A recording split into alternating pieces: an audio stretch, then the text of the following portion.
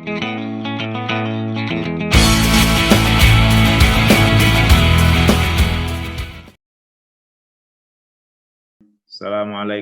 warahmatullahi wabarakatuh. Waalaikumsalam. Waalaikumsalam warahmatullahi wabarakatuh. Alhamdulillah, alhamdulillahirabbil alamin. Rabbi shrah li sadri wa yassir li amri wahlul 'uqdatam min lisani yafqahu qawli, amma ba'du. Baiklah, pada adik-adik mahasiswa, kita lanjutkan pembicaraan kita yang kita bahas kemarin, sudah sampai tentang teknik assessment ya. Jadi sedikit merefresh materi yang kemarin tentang teknik assessment, di mana dalam model-model evaluasi atau assessment ya, itu ada beberapa teknik ya, yang sudah kita bahas, yaitu teknik partisipasi atau teknik blended ya, di mana pada teknik blended ini sudah kita ketahui seorang guru ya, itu terutama di dalam menilai atau melakukan assessment kepada siswanya, yaitu dengan berpartisipasi, artinya guru ikut serta dalam kegiatan-kegiatan pembelajaran. Bisa juga kegiatan-kegiatan pengamatan. Jadi guru bisa ikut serta di situ, dan yang lebih baik itu guru itu punya kepentingan. Jadi misalkan dalam partisipasi tentang pengamatan, guru punya kepentingan untuk kegiatan penelitiannya atau penelitian PTK atau penelitian lesson study yang sedang dikerjakan oleh guru. Atau guru juga misalkan pengamatan ke pasar, guru juga sedang melakukan penelitian tentang aspek-aspek yang terjadi di pasar. Jadi kalau seperti di dosen, itu yaitu dengan masuk pada riset group. Ya, dengan demikian dosen punya proyek penelitian atau hibah-hibah penelitian, kemudian dalam penelitiannya itu ada riset payungnya, sehingga mahasiswa dalam rangka tugas akhir atau juga dalam rangka menempuh mata kuliah tertentu, itu juga terkait dengan riset payung yang dimiliki oleh dosen itu, sehingga mereka bekerja bersama-sama untuk menyelesaikan proyek penelitiannya. Nah, dengan demikian itu bisa disebut sebagai assessment partisipasi. Jadi dosen maupun guru ikut terlibat, ikut berpartisipasi dalam kegiatan itu atau dalam kegiatan pembelajaran itu. Kemudian yang kedua, observasi ya, di mana pada kegiatan observasi ini banyak dilakukan, terutama ketika kita mengobservasi kegiatan-kegiatan di kelas atau assessment berbasis kelas, itu pada umumnya memang kegiatannya observasi. Atau kegiatan yang terkait dengan sikap siswa. Nah, siswa mungkin bisa kita lihat dari sikap disiplinnya, itu bisa kita observasi. Dari sikap tanggung jawabnya, atau bisa juga dari kinerja siswa, itu juga bisa kita observasi. Jadi artinya kinerja siswa ketika berdiskusi, ketika presentasi, ya, atau ketika simulasi, bermain peran dan sebagainya, juga bisa kita observasi kegiatan-kegiatan pembelajaran siswa.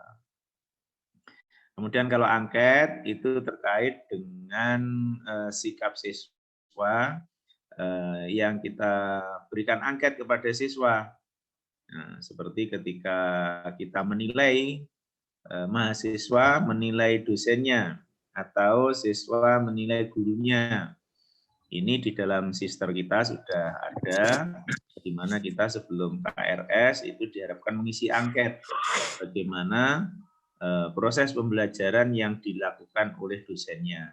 Ini adalah salah satu juga teknik assessment.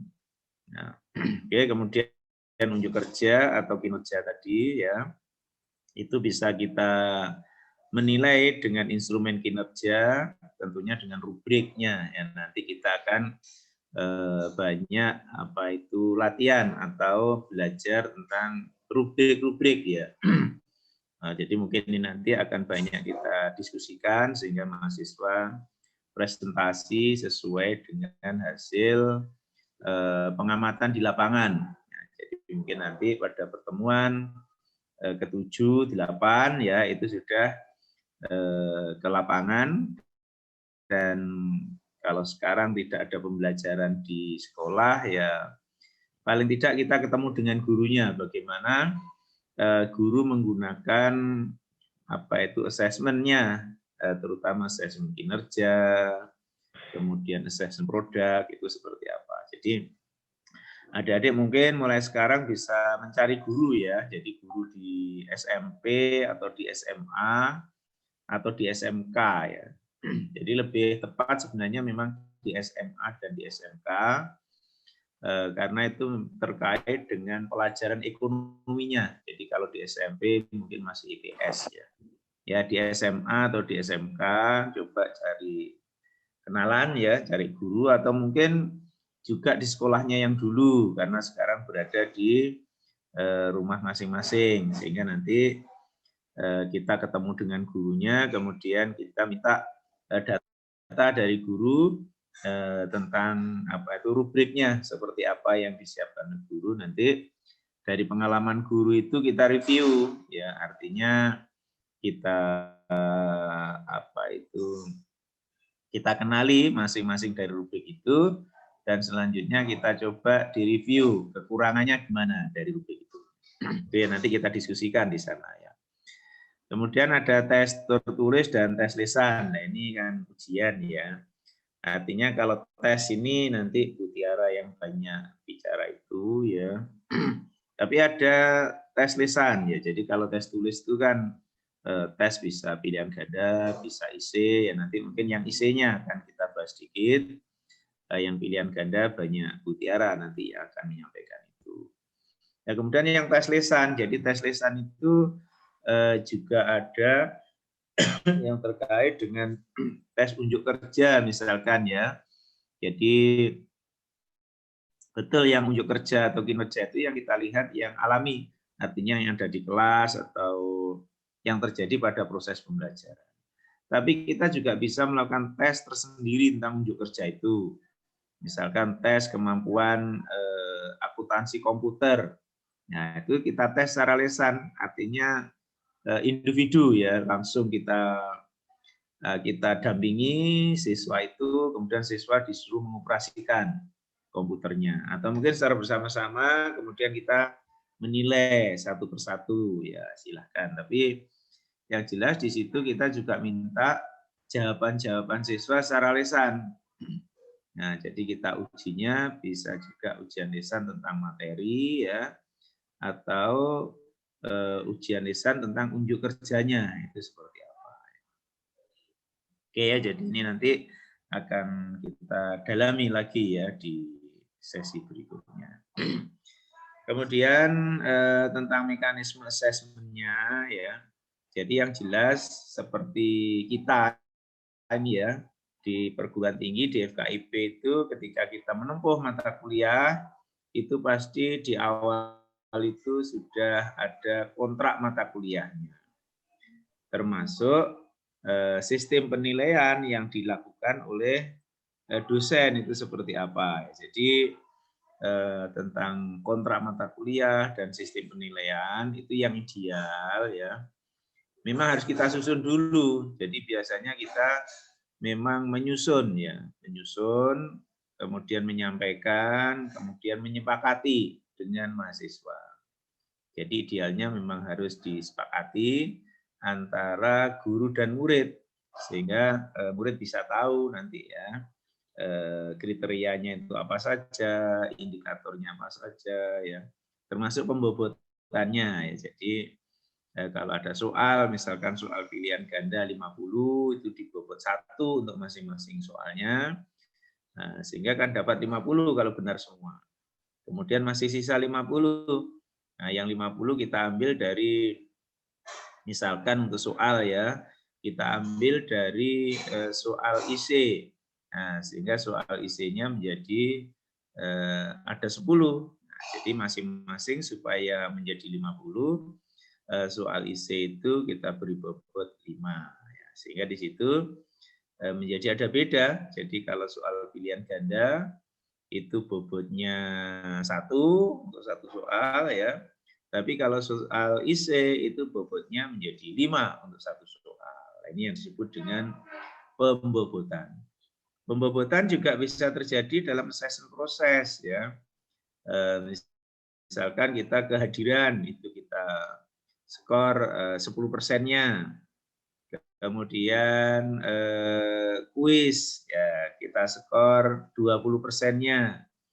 Kemudian tugas misalkan ya kita skor 30%. Jadi nanti akan ketemu total itu menjadi 100% ya. Jadi dengan demikian itu ada pembobotan. Bahkan UTS dan UAS itu juga kita beri bobot. Jadi memang tidak perlu tinggi-tinggi ya karena sudah bervariasi model-model pembelajaran yang kita lakukan. Ya, ini kemudian melaksanakan proses asesmennya ya, di mana ketika proses asesmen itu kita juga harus ada prinsip-prinsip asesmennya ketika kita laksanakan.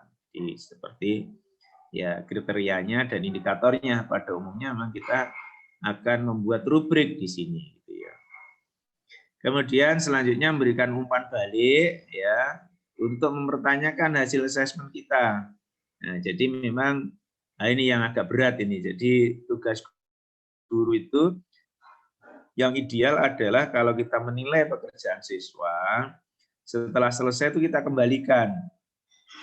Sehingga di situ dalam asesmen itu ada catatan-catatan. Ya, ini yang bisa dijadikan kontrol pada siswa. Ya, kalau di perguruan tinggi mungkin pada ini ya, aspek yang paling otentik yaitu pada skripsi. Jadi ketika kita bimbingan skripsi itu kan dosennya pasti memberikan catatan-catatan. Nah, kemudian mahasiswanya yaitu mereka kemudian merevisi catatan-catatan itu. Nah, ini yang penting ya karena mereka akan tahu kesalahannya itu di mana. Demikian juga soal juga demikian ya. Jadi soal terutama soal IC ya itu diberi catatan kesalahan siswa di mana, kekurangannya di mana, jawaban yang benar itu harus seperti apa. Jadi umpan balik ini tujuannya adalah apabila ada yang komplain atau ada yang keberatan terhadap nilai itu, mereka ada kesempatan untuk banding ya atau mengajukan keberatan terhadap nilai itu atau ya klarifikasi lah terhadap nilai itu. Jadi ini guru harus siap seperti itu sehingga untuk menjamin adanya ini objektivitas dalam penilaian ya. Jadi penilaian harus objektif. Nah, caranya guru harus transparan di situ. Jadi harus memberikan umpan balik atau mengembalikan ya dalam bentuk catatan-catatan yang diberikan oleh guru. Kemudian yang lebih penting lagi mendokumenkan ya proses asesmennya dan hasil belajar secara transparan dan akuntabel ya. Jadi memang kita harus dokumen bisa dalam bentuk file ya, bisa juga dalam bentuk dokumen manual. Nah, jadi kalau di Sister itu kan nilai sudah terdokumen semua, jadi kita tidak usah mendokumen sendiri. Jadi kalau sudah berbasis aplikasi memang lebih simpel urusannya karena sudah otomatis terdokumen. Semuanya sudah terdokumen. Nah, ini persoalannya yang proses, yang manual tadi. Sehingga itu juga harus didokumen oleh guru, ya bisa ya dalam bentuk file juga bisa kan prosesnya ya. Atau kalau terpaksa juga yang penting kita punya dokumen ketika ditanya itu bisa melacak ya men-tracer apa itu dokumen-dokumen yang ada termasuk terkait dengan track record atau kemajuan dan perkembangan anak itu ya. Oke, kemudian prosedurnya ya. Jadi kalau kita mau melakukan assessment itu yang jelas di awal semester itu sudah harus ada perencanaan tugas. Jadi perencanaan tugas itu bukan dibuat sekarang untuk besok gitu. Jadi untuk 1 semester lah minimal ya. Jadi 1 semester dalam kontrak mata kuliah itu ya, atau kontrak mata pelajaran itu sudah dibuat perencanaan tugasnya apa saja. Sehingga misalkan, oh saya akan berikan tugas 1 semester ini 4. Bila 4 itu kita berikan tugasnya dalam bentuk apa. Jadi biasanya guru ini kan sudah siap ya dari sisi materi, cuman kemudian kita membuat tagihan ya. Tagihan yang di situ bisa menunjukkan adanya kompetensi siswa atau penguasaan siswa terhadap materi ajar. Nah, tagihannya kira-kira apa di situ? Ya, nanti akan kita bicarakan, terutama tagihan yang terkait dengan ini kemampuan berpikirnya. Jadi kemampuan berpikirnya kalau di level SMA atau SMK yaitu sudah kemampuan berpikir yang analisis ya, atau paling enggak minimal yang penerapan lah begitu ya. Ya ini yang ditagih nanti itu ya. Kalau kemarin kompetensinya ya ada 3 kompetensi itu kemarin itu ya. Jadi ada kompetensi apa itu kognitifnya ya, kemampuan kognitifnya, kemudian ada kemampuan afektifnya dan kemampuan psikomotoriknya.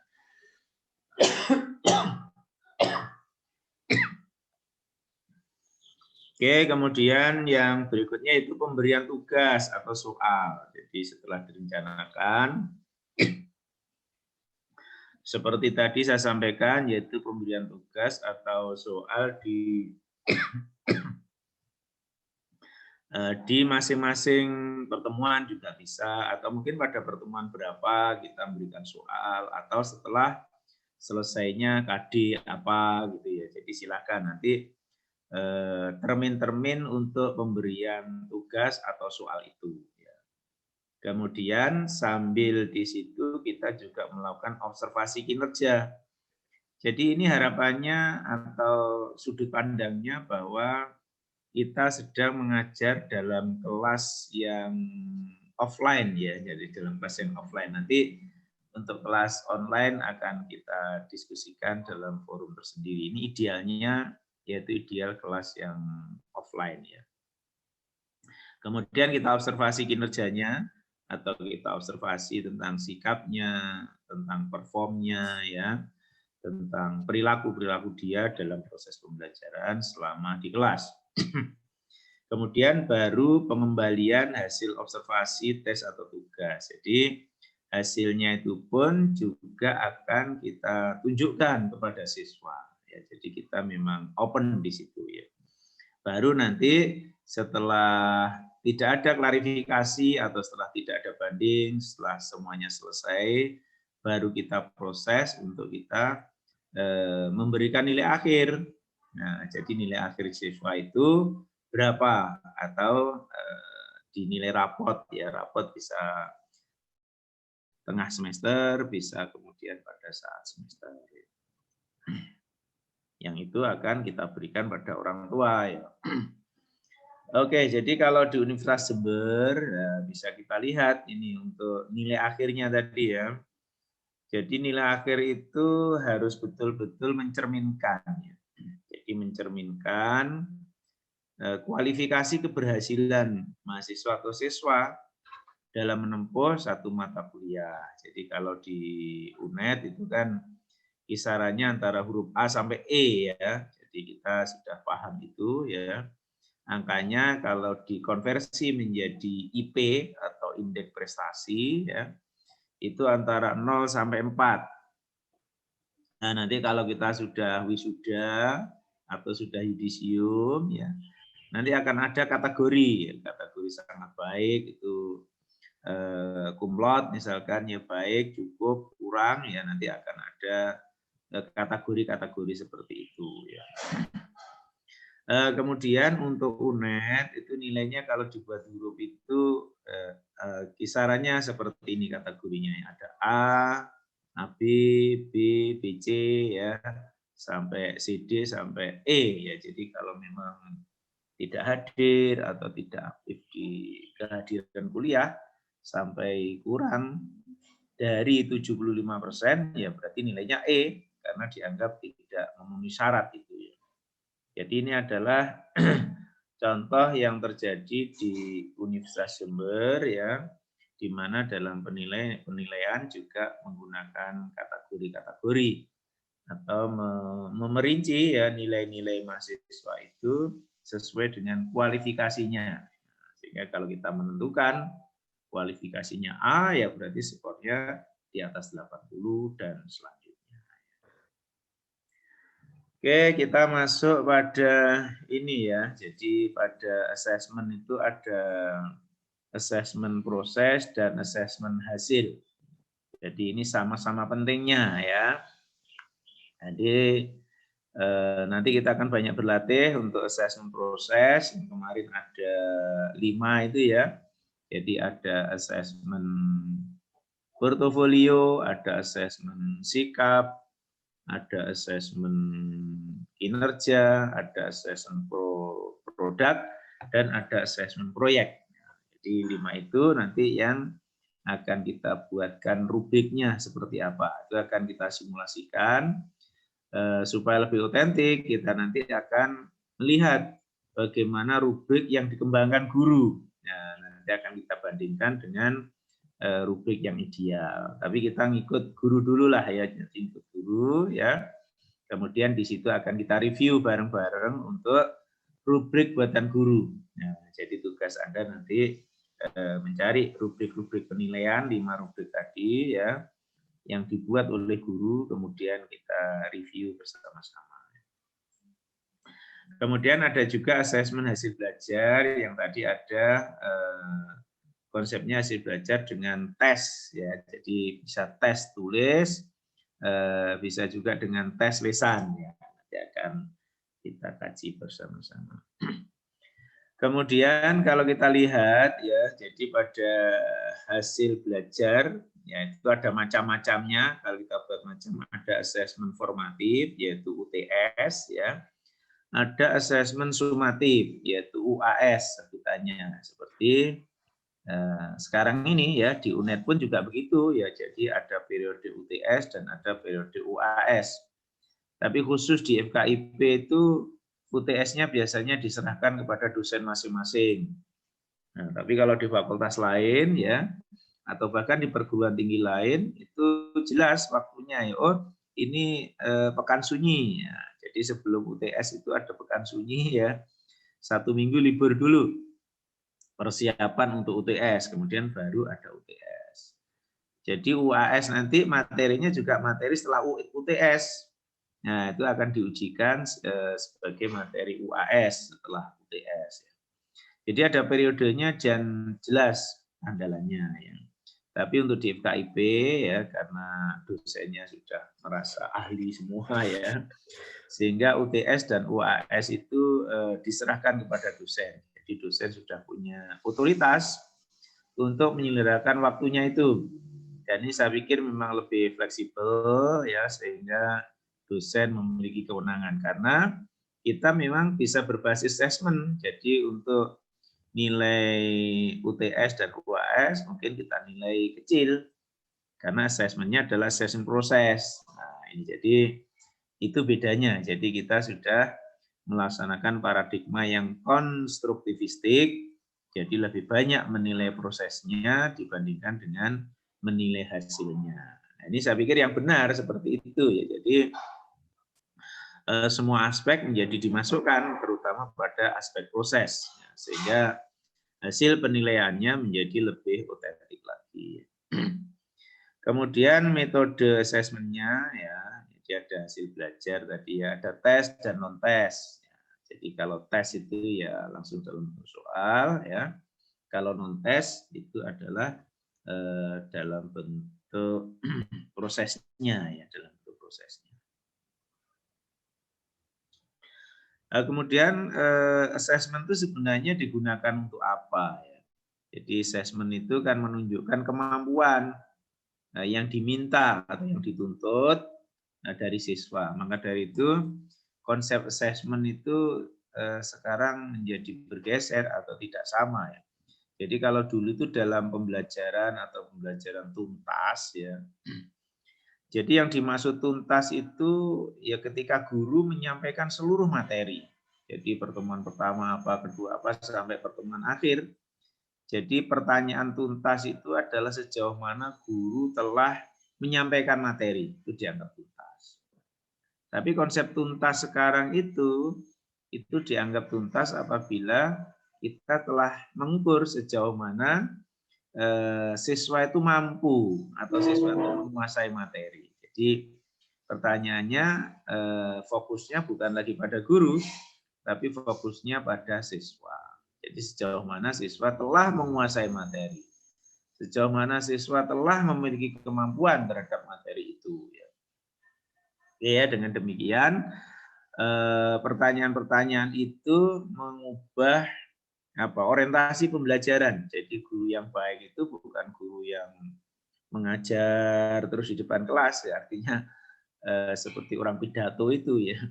Tapi guru yang baik itu ya yang beri kesempatan belajar kepada siswa, kesempatan siswa beraktivitas, ya, kesempatan siswa untuk menemukan ilmu itu sendiri, kesempatan siswa untuk mengamati, ya, dan lain sebagainya. Jadi intinya lebih memberikan keleluasaan atau peluang kepada siswa. Kemudian asesmen dari hasil belajar dapat diperoleh melalui berbagai cara. Ya, jadi caranya tidak hanya satu, ya, tapi caranya harus bervariasi. Jadi dalam setiap KD, ya, itu tagihannya harus bervariasi. Jadi tagihannya tidak hanya berupa soal saja, atau mungkin kita tagihannya hanya siswa untuk presentasi saja, ya, tapi harus bervariasi. Jadi supaya nilai siswa itu betul-betul akurat, ya. Jadi nilai siswa itu harus paling tidak merepresentasikan ya kemampuan siswa. Atau nilai siswa itu memang menunjukkan, ya, jadi menunjukkan kemampuan siswa yang sebenarnya. Nah, jadi tidak gambling ya. Jadi kalau hanya soal itu kan bisa gambling ya, apalagi soalnya pilihan ganda ya, kan bisa gambling di situ. Atau soalnya IC itu pun juga bisa minta contekan dari teman yang lain, sehingga kita juga perlu ya menggunakan alat atau instrumen lain yang lebih otentik lagi, alat atau instrumen lain yang lebih valid dalam rangka mengukur kemampuan siswa yang sebenarnya. Ya. Oke, kemudian jenis assessment ya. Nah ini mulai masuk yang variasi tadi ya. Sehingga kita memang tidak hanya cukup menggunakan satu jenis assessment saja, jadi kita harus lebih variatif ya. Seperti kuis ya. Nah ini yang paling banyak seharusnya itu kuis, karena di kuis nanti akan bisa kita masukkan dalam portofolio. Ya mungkin setiap pertemuan kita berikan kuis, bisa soal singkat atau jawaban singkat ya, bisa 1-2 soal ya, pokoknya supaya siswa itu bekerja. Atau paling tidak di situ juga memberikan kode ya. Artinya begini, kalau setiap kali ya ketika offline ya, atau mungkin juga online bisa ya, setiap kali bertemu atau ada pertemuan itu siswa kita beri kuis. Jadi di akhir pembelajaran atau mungkin di tengah-tengah pembelajaran atau di sepertiga terakhir dari pembelajaran, itu siswa kita beri pertanyaan. Bisa 1-2 pertanyaan, jawaban singkat, kemudian disuruh mengumpulkan. Nah, kalau seperti itu berarti satu semester ini kan sudah ada paling enggak lah sampai 10 ya, 10 kuis. Nah ini kan menarik ya, artinya bagi siswa yang masuk akan dapat poin dari kuis itu. Maksudnya siswa masuk dan mengerjakan kuisnya ya akan dapat poin. Tapi bagi siswa yang tidak masuk otomatis kan kosong. Ya, ini jadi itu juga salah satu trik atau strategi ya agar siswa selalu masuk. Nah, jadi biasanya kalau offline saya buat seperti itu ya. Jadi setiap akhir pertemuan saya berikan kuis, kita beri waktu ya 5 sampai 7 menit siswa atau mahasiswa untuk mengerjakan kuis itu. Nah, itu dikumpulkan dan akan kita jadikan kumpulan kuis ya. Nanti itu namanya assessment portfolio. Jadi assessment portfolio itu kumpulan. Jadi bisa kumpulan kuis tadi ya. Kalau memang tugasnya banyak bisa kumpulan tugas ya. Atau bisa juga kumpulan latihan soal ya, silakan aja nanti akan banyak di situ ya. Tapi terutama yang kuis ini. Kemudian ada pertanyaan lisan. Nah, ini juga penting ya. Jadi Anda nanti kalau jadi guru ya, atau mungkin ketika KKPLP ini belajar jadi guru itu ya, biasanya yang lupa di sini ya. Jadi ada kecenderungan guru-guru muda itu lupa bertanya kepada siswanya. Nah, coba menyampaikan sedikit, waktu 7-10 menit bertanya, atau mungkin 7 menit bertanya lagi, atau 5 menit bertanya, nggak apa-apa ya. Tujuannya mengukur pemahaman terhadap konsep, prinsip, dan teori. Nah, jadi kan penting ini ya mengukur pemahaman. Mungkin kita ingin contoh, coba carikan contohnya. Nah, jadi kalau ada konsep, konsep apa? Misalkan konsep tentang kemiskinan. Coba cari contoh tentang daerah-daerah miskin. Atau cari contoh tetanggamu yang miskin. Nah, apa saja yang Anda lakukan terhadap orang yang miskin. Nah, ini kan dia mulai di samping memahami konsep, ya, memahami prinsip, kan nanti akan sikapnya akan kelihatan kan di situ ya. Oh, ternyata dia care terhadap orang miskin. Atau tidak sekedar sikap, mungkin perilakunya. Apa yang Anda lakukan? Nah, jadi sudahkah anak ini melakukan sesuatu terhadap kemiskinan yang terjadi? Pernahkah Anda membantu mereka? Pernahkah Anda mungkin membentuk komunitas untuk peduli pada orang miskin? Nah, ini kan dari konsep bisa kita kembangkan kan di situ ya. Ya ini jadi calon-calon guru Anda ya nanti ini calon guru pemula ya. Biasanya kalau guru pemula itu materinya sudah habis, waktunya belum habis gitu. Jadi ada waktu 90 menit ini kesulitan dia. Nah, tapi kalau yang guru lama ya atau dosen lama, nah itu materinya belum habis, waktunya sudah habis. Karena bisa mengeksplorasi tadi ya. Jadi ini dari pertanyaan lisan ini bisa dikembangkan lebih banyak lagi. Misalkan juga prinsip, ada prinsip ekonomi ya. Prinsip ekonomi kan, nah apa ini coba Sinta, prinsip ekonomi apa? Halo Sinta, unmute-nya. Sinta, nggak paham Sinta. Sinta mendengar suara saya?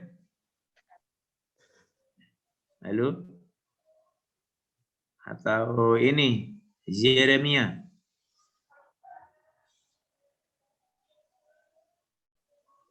Halo? Loh, malah menghilang. Halo Bapak. Harus mendengar suara saya ini. Ya. Siapa? Yeremia? Halo. Siapa yang menjawab? Saya coba, Bapak. Siapa namanya? Rahadian. Oh, Rahadian. Ya, coba. Ya. Iya. Prinsip ekonomi itu ini ya, mohon maaf ya Bapak ya, ini yang saya ingat gitu ya. Itu ada konsumsi, produksi, dan distribusi. Itu kegiatan ekonomi itu. Ya.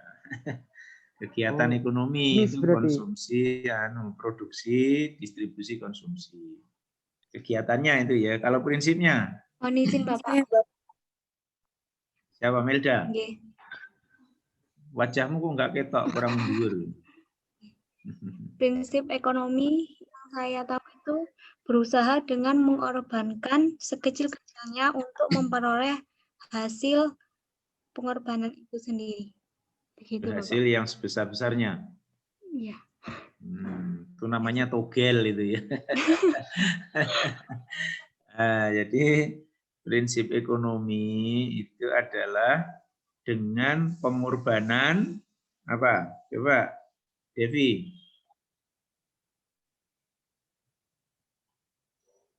Devi. Kok enggak nyambung anak-anak ya?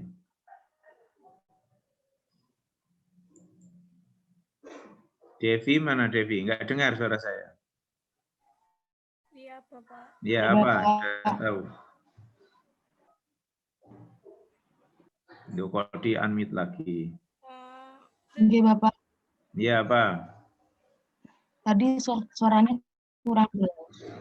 Prinsip Di ekonomi sini itu menggema, apa? Bapak. Prinsip ekonomi apa? Prinsip ekonomi. Prinsip ekonomi yang saya ketahui itu dengan pengorbanan seminimal mungkin untuk mencapai hasil yang semaksimal mungkin. Dengan pengorbanan yang Seminimal mungkin. ya. Jadi tidak ada ya pengorbanan seminimal itu. Jadi dengan pengorbanan tertentu ya. Dengan pengorbanan tertentu untuk memperoleh hasil yang maksimal. Ya, itu teori lama kalau tadi ya. Dengan sekecil-kecilnya mendapatkan hasil sebesar-besarnya itu kan teori lama. Yang terbaru adalah dengan pengorbanan tertentu untuk memperoleh hasil yang maksimal. Nah, ini kan penting ya memahami prinsip-prinsip seperti ini. Nah, ini ternyata juga banyak mahasiswa yang belum paham atau mungkin salah paham. Kan bisa juga yang menjadi salah konsep akhirnya. Ya. Jadi pertanyaan lesan itu penting ya untuk mengukur ini. Nah, ini kan kita coba tadi ya. Nah, ternyata juga perlu diluruskan secara konsepnya, maksudnya sudah benar, tapi masih belum tepat gitu ya. Oke, jadi ini penting ya pertanyaan lesan harus sering-sering diberikan kepada siswa. Di samping itu juga memotivasi fokus siswa. Jadi kalau siswa dijelaskan, kemudian tiba-tiba guru bertanya itu kan siswa akhirnya fokus. Nah, sehingga siswa akan berpikir nanti, wah jangan-jangan saya yang ditanya. Ya, jadi bertanyanya juga jangan digilir ya, tapi diacak saja. Oke ya, jadi ini adalah teknik bertanya secara lisan. Kemudian ulangan harian. Nah, ini ulangan harian ini ya tidak setiap hari ya, tapi periodik ya. Biasanya pada akhir pembelajaran KD tertentu, yaitu agak meningkat lagi dibandingkan dengan kuis tadi ya. Jadi pada KD tertentu kita baru ada ulangan harian. Kemudian ulangan tengah semester dan akhir semester. Nah ini juga biasanya digabung tadi ya. Kalau yang tengah semester, materi dari awal sampai tengah semester ya. Kalau yang ulangan atau ujian akhir semester itu materi setelah tengah semester sampai akhir semester. Itu pembagiannya pada umumnya di situ ya. Jadi bukan digabung ya, tapi lebih tepatnya dibagi ya. Jadi tidak kalau akhir semester itu tidak diawali dari awal lagi. Jadi supaya juga mengukur kemampuan siswa yang sebenarnya tadi. Oke, bisa juga ada dalam bentuk tugas individu. Ya, jadi kalau tugasnya itu kan ada tugas kelompok dan tugas individu. Nah, ini juga perlu diseimbangkan. Jadi jangan hanya tugas kelompok, tapi juga harus ada tugas individu. Tapi juga jangan hanya tugas individu, tidak ada tugas kelompok. Nah, ini persoalannya apa?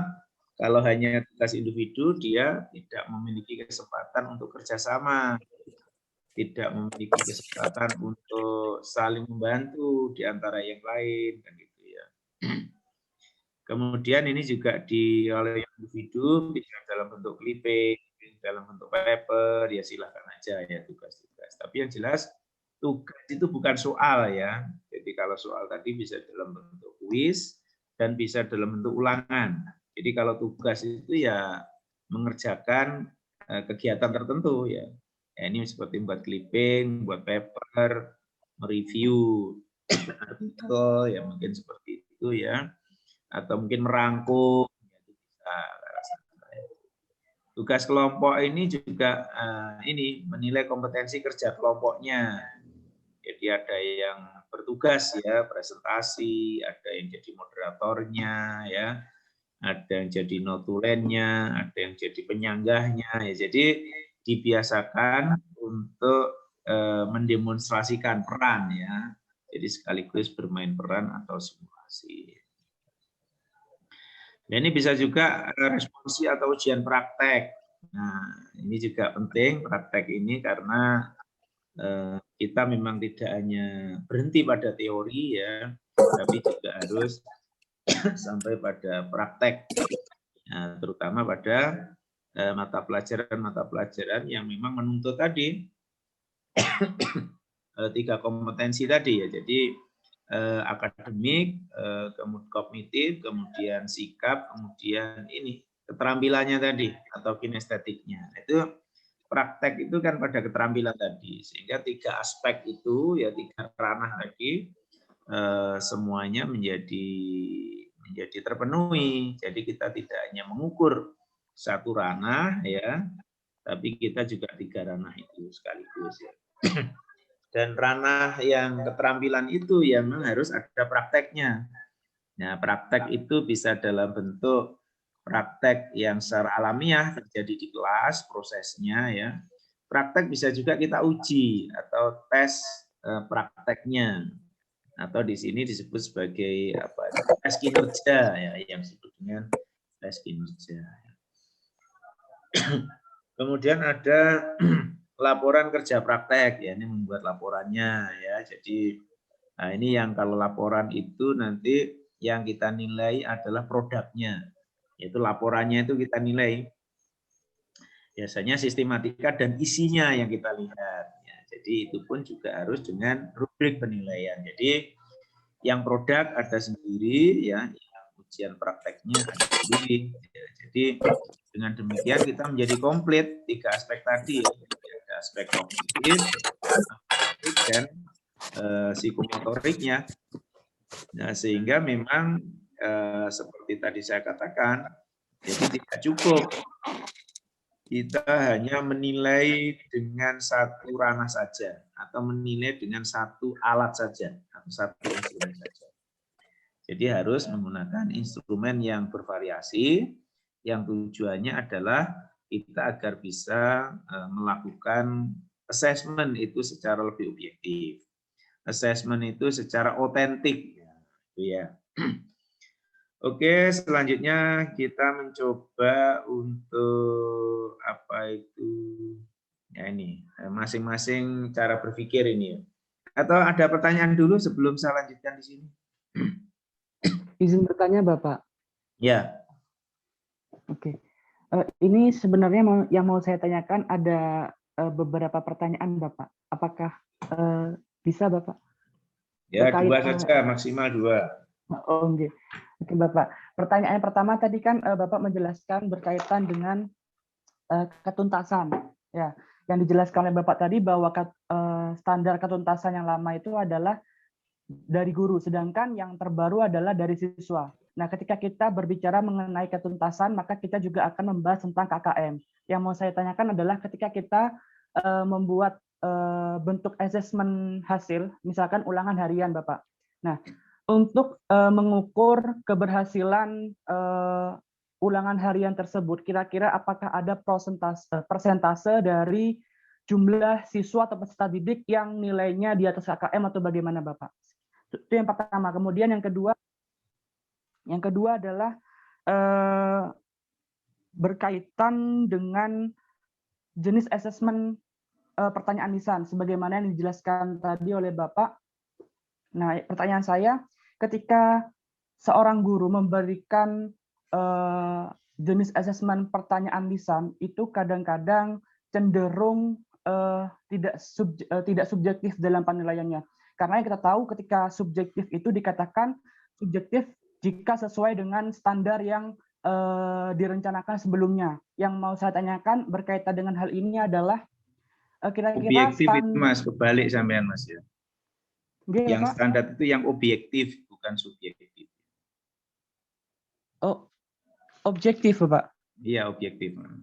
Oh iya, objektif.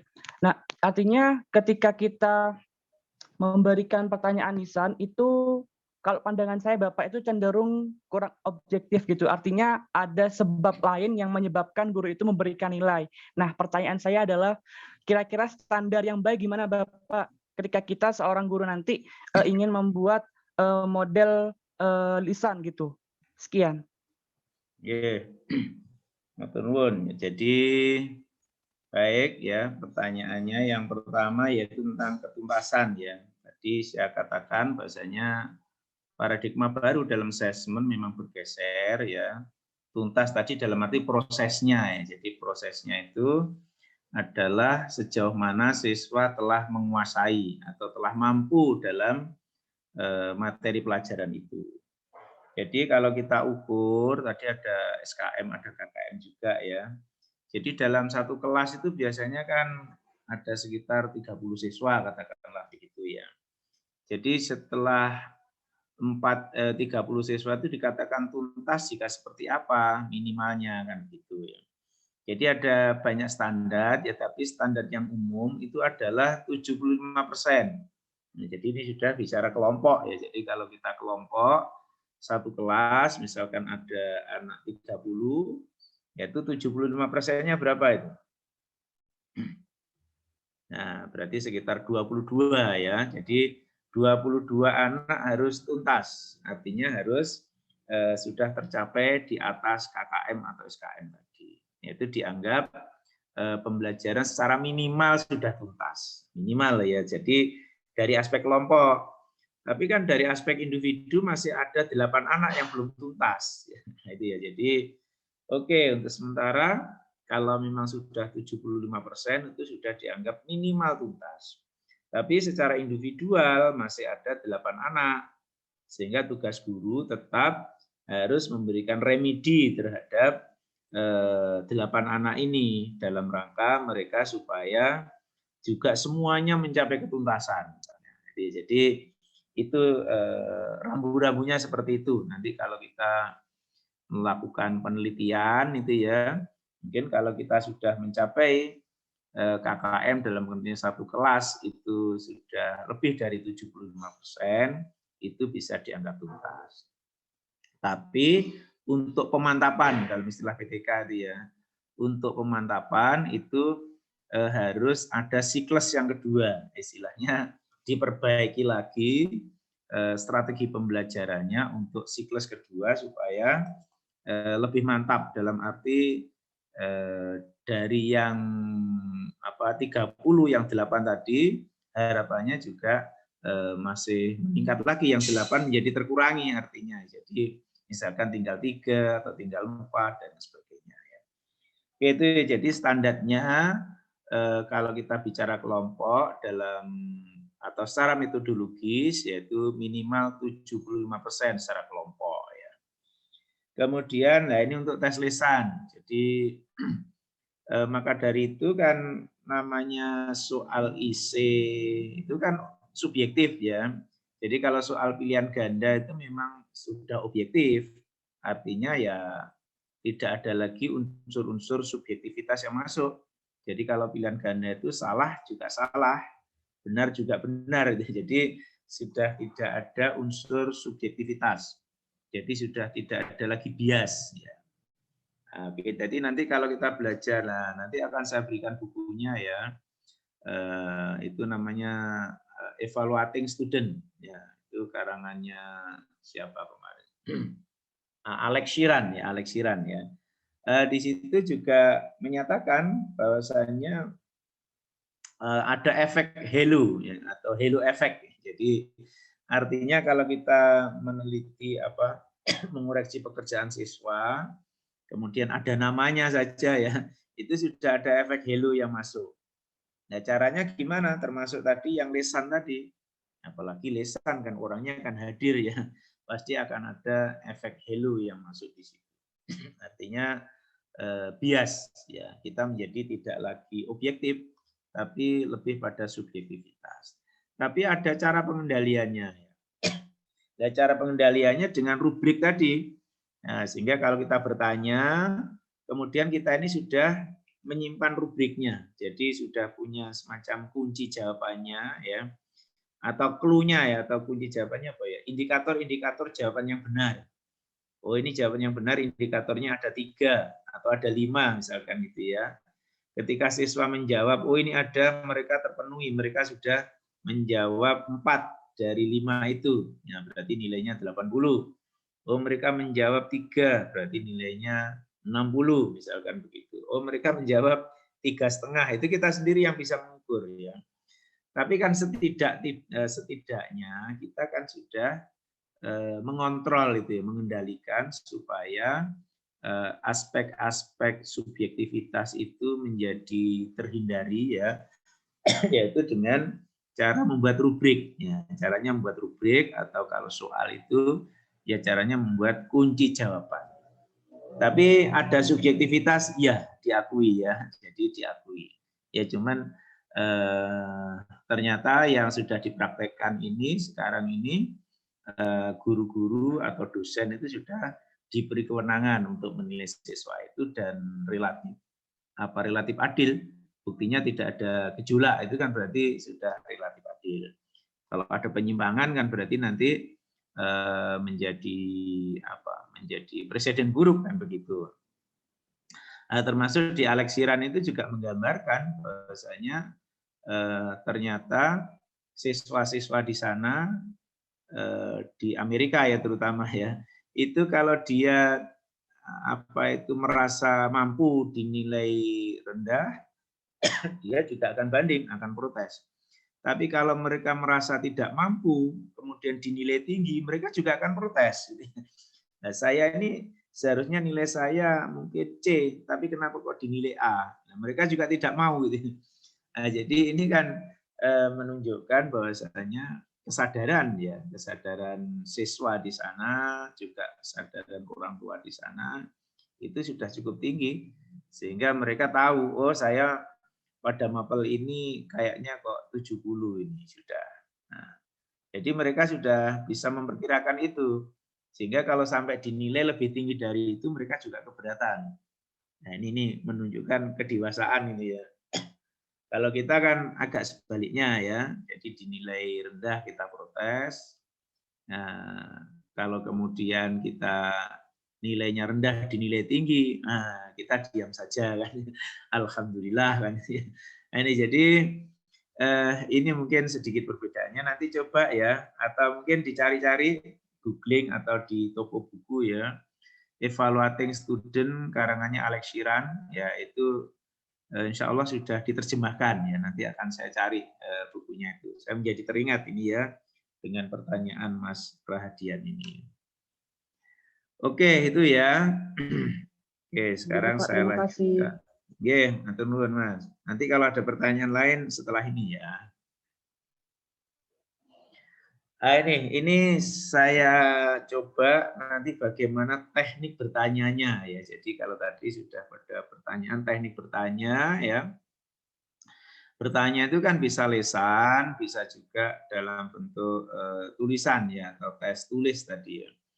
Cuma ini sekarang sudah agak spesifik ya kita. Dan nanti mungkin ini juga akan didalami oleh Bu Tiara ya karena kita sedang bicara pertanyaan lisan, tadi tekniknya itu seperti apa. Ternyata ada menurut taksonomi Bloom itu kan ada 6 tingkatan itu ya. Tingkat pengetahuan, tingkat pemahaman, tingkat aplikasi, analisis ya, kemudian sintesis dan kemudian evaluasi ya. Oke, kita bicarakan yang satu dulu, yang pengetahuan. Ini kan pertanyaan dasar ya tadi. Seperti pertanyaan konsep tadi ya. Jadi dasar sekali. Jadi misalkan menyebutkan ya, siapakah presiden Indonesia sekarang. Nah, ini kan pertanyaan-pertanyaan dasar ya. Tapi jangan lupa kadang-kadang kan kita juga luput ini dari pertanyaan-pertanyaan dasar ini kan gitu ya. Misalkan ditanya siapa bapak ekonomi kita misalkan gitu. Ayo coba ini Mas, bapak ekonomi itu siapa? Halo Mas, unmute-nya. Iya, Bapak. Bapak ekonomi, siapa bapak ekonomi kita? Adam Smith, Bapak. Nah, oke, Adam Smith ya. Bukunya apa Adam Smith itu? Bukunya yang terkenal judulnya apa? Lupa ya. Ada yang tahu? Ayo, nah ini kan pertanyaan dasar tingkat pengetahuan kan ini ya. Nah, ini ada yang lupa ternyata kita ya. Kemudian mengurutkan, menggarisbawahi, mendaftar ya nanti saya share di sister ya. Lupa saya belum share sister.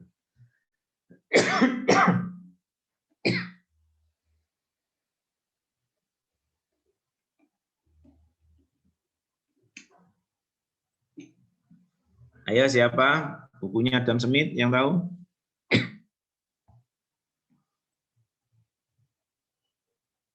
Sinta, tahu Sinta? Nah ini yang bawah-bawah ini kok enggak muncul ini orangnya nih. Dewi Lestari. Nah. The Will of Nation, Pak. The Will of Nation, ya. Itu apa isinya itu yang paling pokok?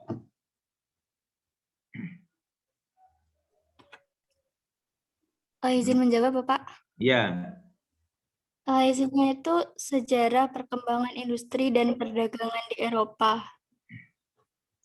Ya, terus mereka itu termasuk percaya pada apa di situ? Karena ada istilah invisible hand di situ ya. Adam Smith itu percaya pada apa? Pada perdagangan bebas atau kapitalisme, Pak. Ya, percaya pada mekanisme pasar ya. Oke, jadi pada mekanisme pasar. Jadi katanya Smith bahwasanya dalam buku The Will of Nation itu urusan ekonomi itu serahkan saja pada pasar. Niscaya akan selesai atau negara ini akan mencapai kemakmuran masyarakat ini. Jadi negara tidak perlu ikut campur terlalu dalam. Jadi negara itu hanya berperan untuk atau sebagai regulator saja. Jadi menciptakan regulasi-regulasi atau aturan mainnya saja. Jadi tidak perlu ikut campur. Di Amerika begitu. Jadi di Amerika ada BUMN seperti di kita ya. Kita kan masih punya BUMN ya, ada BUMD. Itu kan berarti negara sudah ikut campur dalam urusan ekonomi. Kalau di negara-negara kapitalis semuanya itu sudah dikelola oleh swasta ya, maka dari itu ada privatisasi. Jadi sudah dikelola swasta seperti rumah sakit ya, PLN, PDAM itu dikelola oleh swasta semua.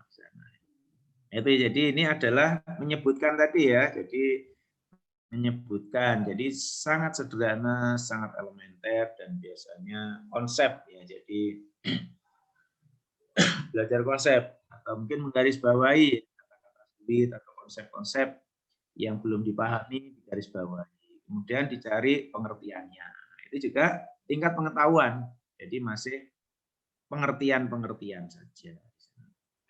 Seperti kita memahami apa itu era disruption. Nah, itu juga pengertian kan di situ ya. Ada yang tahu disruption itu apa? Ini loh di era digital ini kan di era teknologi informasi ini dunia kan sudah bergerak ke era disruption. Apa disruption ini? Ini mana konduktif ini? Ina. Nggak ada orangnya ini. Pergi apa kemana ini orangnya? Iya, Pak. Apa era disruption itu? Era Disruption. Halo? Kok mati? Melda. Nggih, Bapak. Apa disrupsi? Disrupsi.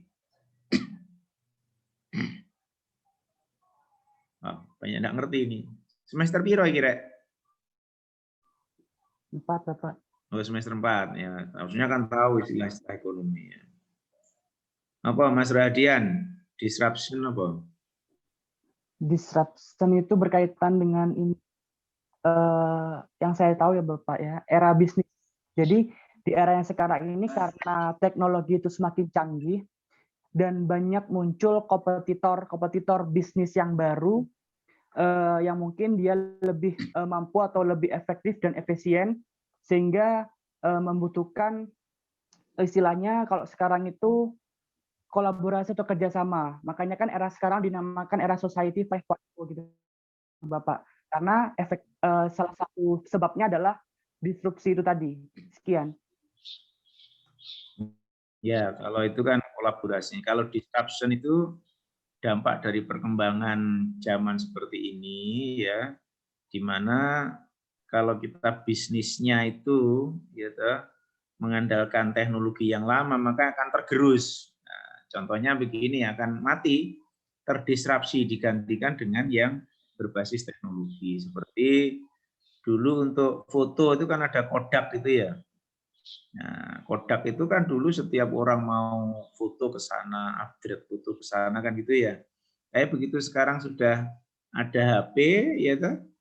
Nah, HP bisa digunakan untuk foto untuk bisa di print out macam-macam kan, Kodak mati ya sudah ya, hilang. Itu namanya disruption.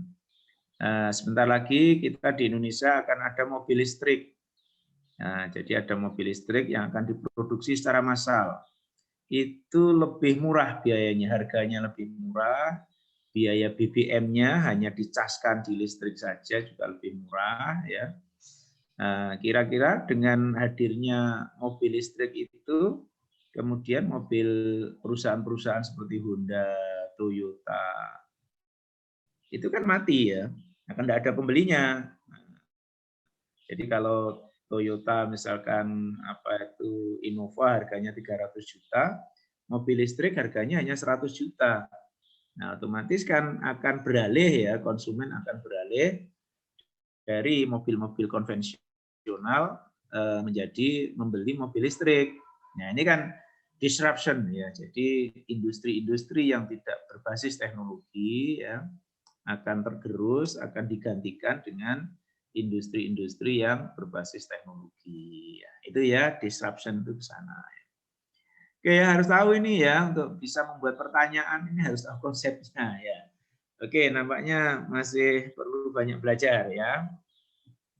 Oke, nah ini tadi menggambarkan kan begitu, mengilustrasikan itu juga masih pengetahuan itu ya. Ini kan pengetahuan dasar semua yang saya katakan. Masuk memberi nama, mengulangi itu ya. Kemudian yang kedua ada tingkat pemahaman. Ya, kalau pemahaman sudah menjelaskan, jadi menjelaskan standar pertanyaan mengapa, lah itu sudah menjelaskan.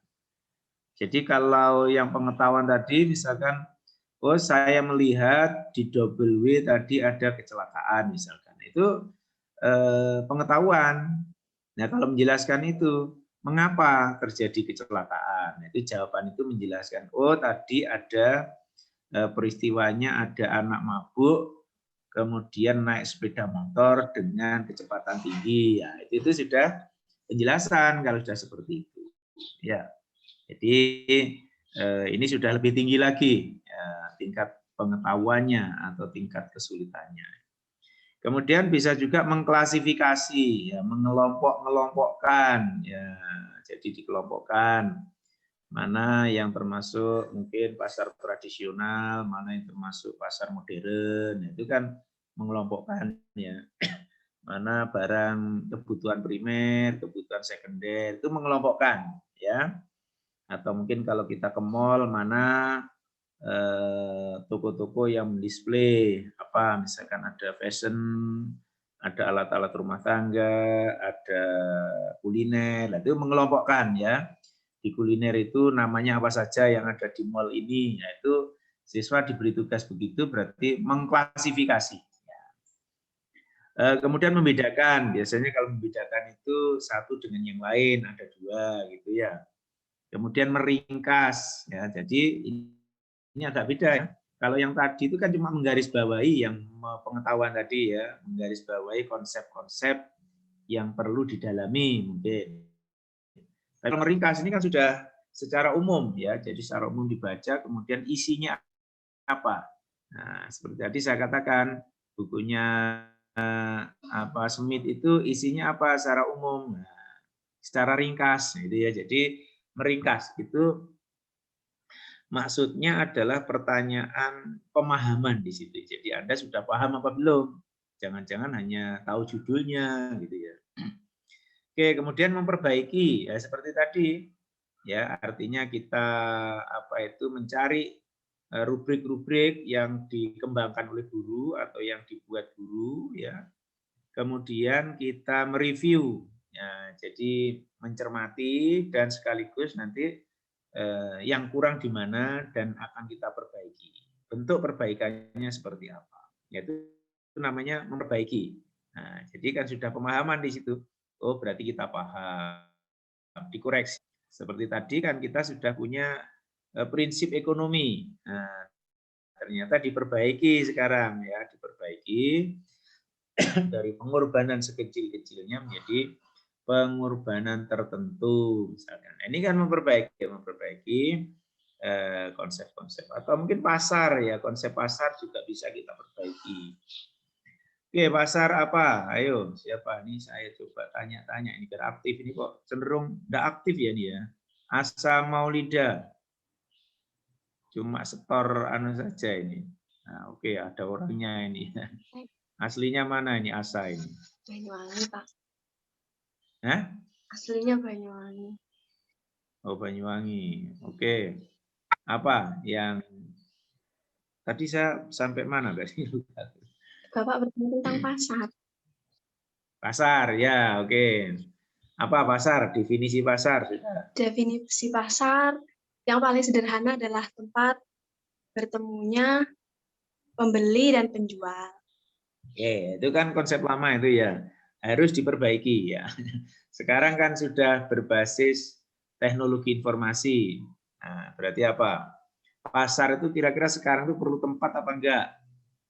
Sudah tidak perlu tempat, Nah, Pak. sudah tidak perlu. Berarti tempatnya kan dihilangi dong. Berarti apa? Coba. Suatu keadaan yang memungkinkan terjadinya sebuah transaksi. Nah, berarti kan waktu tempat sudah tidak ada. Bertemu sudah tidak ada ya. Jadi pasar itu sekarang sudah menjadi terjadinya proses transaksi itu aja kan itu ya. Nah, jadi pasar adalah terjadinya proses transaksi. Nah, jadi itu kan bisa secara elektronik kan itu bisa secara virtual ya. Jadi itu ya, jadi gambarannya sudah terjadi perbaikan-perbaikan konsepnya sehingga kita harus menyesuaikan itu. Kalau dulu pasar itu kan ada pasar Minggu, pasar Rebo, pasar Wage kan itu.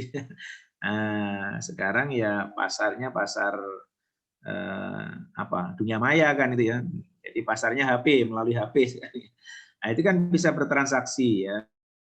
Bisa GoFood, bisa Gojek ya. Bahkan bisa Go belanja itu ya, belanja untuk keperluan harian ya. Ini sekarang kan juga sudah marak ya bisnis-bisnis seperti itu ya. Oke, jadi harus ada perbaikan-perbaikan yang terkait dengan konsep-konsep. Jadi memang sekarang itu kita harus menyesuaikan diri sesuai dengan eranya ya. Kemudian bisa menguraikan ya. Jadi saya katakan harus diuraikan apa yang dimaksud. Ya, jadi kalau tadi hanya menggarisbawahi ya, tapi kalau sudah menguraikan maksudnya itu berarti sudah pemahaman. Nah, karena kita akan mencari referensi-referensi yang terkait dengan konsep itu. Dan ini kan berarti perlu pemahaman kan itu ya. Nah, jadi menguraikan ini juga penting karena kita akan berhadapan dengan berbagai konsep yang mungkin antara konsep yang satu dengan konsep yang lain bisa saling melengkapi. Ya, kemudian ciri khasnya menyimpulkan juga ya, melaporkan atau mempertahankan. Jadi kita berargumen, bertahan pada pendapat kita ya. Nah, itu namanya pemahaman sudah ya. Oke ya, ini pokok-pokoknya seperti itu. Kemudian yang ketiga tingkat aplikasi. Ini saya pikir lebih mudah nih ya. Bisa menerapkan, ya, jadi misalkan kita menguji coba, ya, itu kan menerapkan sudah ya. Menerapkan rumus atau menerapkan tadi ya di komputer kita pakai program-program aplikasi akuntansi dan sebagainya ya.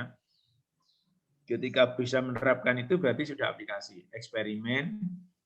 Nah, ini membuat ya, oke ya. Jadi konsep membuat. Ya, jadi kita membuat apa itu kan juga aplikasi ya. Bisa juga menunjukkan ya.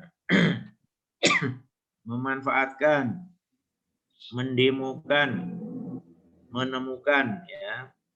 Jadi bisa juga nanti ada konsep yang sama ya, kata-katanya itu sama ya. Tapi kemudian untuk apanya itu tingkat berpikirnya menjadi berbeda gitu ya. Jadi di sini misalkan aplikasi ya. Jadi aplikasi itu kan di sini dikatakan ada yang membuat. Nah, jadi misalkan kita membuat grafik. Nah, itu kan aplikasi ya sudah ya, membuat grafik itu aplikasi. Tapi kalau kita di sini nanti membuat itu misalkan terkait dengan seni ya. Jadi membuat patung, ya itu bukan lagi aplikasi itu ya. Tapi sudah apa? Tingkat berpikirnya sudah tingkat berpikir mengkreasi. Nah, sudah yang keenam tadi mungkin ya, mengkreasi. Sekarang kan sintesis evaluasi itu diganti dengan mengkreasi. Ya, jadi sudah kreasi di situ. Sama-sama membuat ya, tapi kan satunya sudah assessment proyek tadi kalau sampai membuat patung gitu ya. Atau kalau di kita itu di ekonomi juga membuat aplikasi, apa misalkan aplikasi akuntansi atau aplikasi untuk perusahaan, itu kan membuat itu, tapi kan membuatnya bukan tingkat berpikir aplikasi di sini. Ini kan tingkat berpikir yang lebih sederhana ya. Tapi aplikasi yang lebih tinggi yaitu pada proyek dan mengkreasi, di situ sudah mengkreasi statusnya. Ya dilihat dari konteksnya juga nanti ya. Jadi tidak sembarangan ya. Nanti baca bukunya Alex Siran lagi nanti ya. Insya Allah saya sudah membaca itu ya. Kemudian tingkat analisis ya, jadi bisa membandingkan analisis ya, membandingkan, menganalisis, membaca diagram, ini kan harus dengan analisis ya, menegaskan, merinci, menghubungkan, mengasosiasi, mensarikan. Mensarikan itu sama dengan mereview tadi ya, tapi mereview yang direview adalah mungkin buku. Nah, itu kan analisis. Sehingga kita review jadi 3-4 halaman. Itu namanya menganalisis. Nah, mencari poin-poin penting dari buku itu, keunggulan buku itu, terus kemudian kritik kita terhadap buku itu, dan harapan kita pada buku itu untuk edisi selanjutnya. Itu mensarikan ke sana. Sama-sama di sini tadi ada membedakan, yaitu pada pemahaman. Yang ini membandingkan, yaitu pada analisis. Apa bedanya? Nah, kalau membedakan di pemahaman, ya hanya membedakan mungkin barangnya saja, ya barang ini bedanya apa. Kemudian diidentifikasi gitu aja. Misalkan, oh ini ada kerbau dengan manusia. Oh kalau kerbau itu kakinya 4, manusia itu kakinya 2, mungkin gitu ya. Tapi membandingkan di sini itu adalah membandingkan antara 2 artikel yang temanya sama, kemudian isinya yang berbeda pada aspek apanya. Jadi ada apa? Kegiatan berpikir di situ ya. Ada kegiatan berpikir dan itu berpikirnya sudah tingkat yang lebih tinggi. Jadi yang dikembangkan adalah sudah HOTS, high order thinking skill ya. Nanti kalau membuat soal ya itu baik soal isi maupun pilihan ganda ya, analisis itu di sana. high order thinking skill. Nanti yang itu juga akan dikembangkan ya. Terutama sekarang ini sedang dikembangkan konsep berpikir HOT, high order thinking skill ya. Oke, banyak sekali ya istilah-istilah evaluasi yang harus kita. Nah, ini ada sintesis ya, ini yang sudah lebih tinggi tadi ya, bisa mendesain, menyusun ya, bisa membuat teoretisasi ya, mengintegrasikan, ya, merancang, itu pada sintesis ya. Yang terakhir pada evaluasi. Cuma yang akhir-akhir ini sintesis dan evaluasi itu menjadi mengkreasi, istilahnya kreasi. Nah, ini yang terbaru yang saya baca di sana. Jadi saya mengkritik, menilai, ya, verifikasi atau mengkontraskan. Nah, ini yang pada yang jenjang evaluasi. Oke, mungkin itu ya yang terkait dengan materi yang bisa kami sampaikan dalam kesempatan kali ini ya. Kita tadi sudah banyak membicarakan tentang bagaimana menyusun ya, terutama menyusun model-model asesmennya ya. Di situ harus melibatkan siswa atau melibatkan mahasiswa dan juga banyak ragam assessment dari kuis, kemudian tugas, kemudian ulangan ya, pada sampai ujian praktek ya, dan termasuk juga ujian lisan dan sebagainya, yang itu tujuannya adalah untuk mengetahui ya, kemampuan yang sebenarnya atau kemampuan yang lebih otentik dari siswa yang sedang kita ajar. Kemampuan di situ adalah kemampuan yang terkait dengan menguasai materi.